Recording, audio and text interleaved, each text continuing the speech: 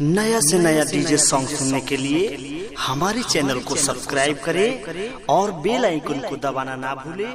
धन्यवाद।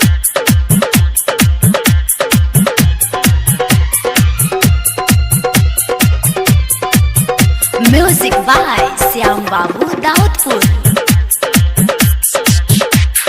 जब से ससुरा गइल बारू कवने आटा खइले लागल कमरिया ई फैले। जब से ससुरा गइल बारू कवने आटा खइले लागल कमरिया ई फैले।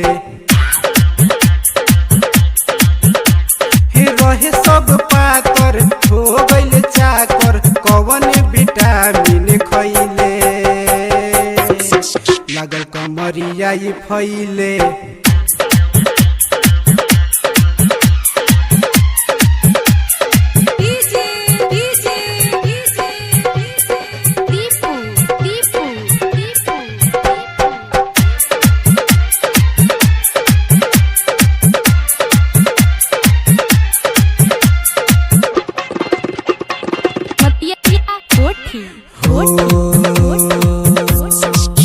तनी हमरो से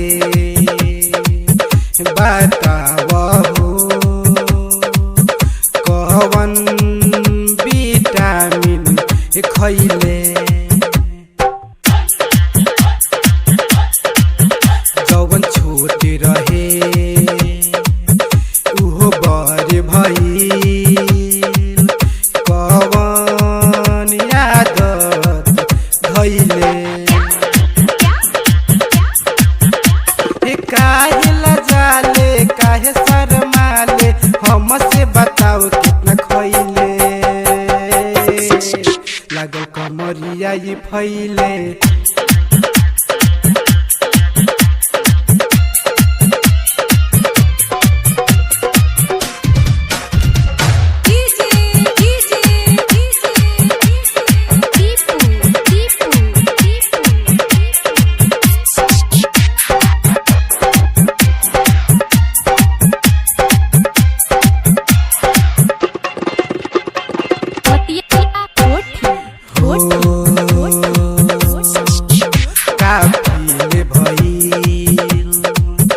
सुन राती में जब सुतले पियावा सटके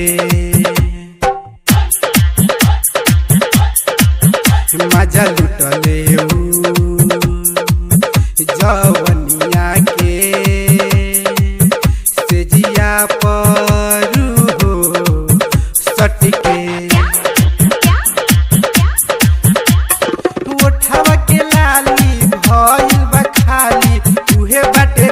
भर चबले लागल कमरिया ई फैले।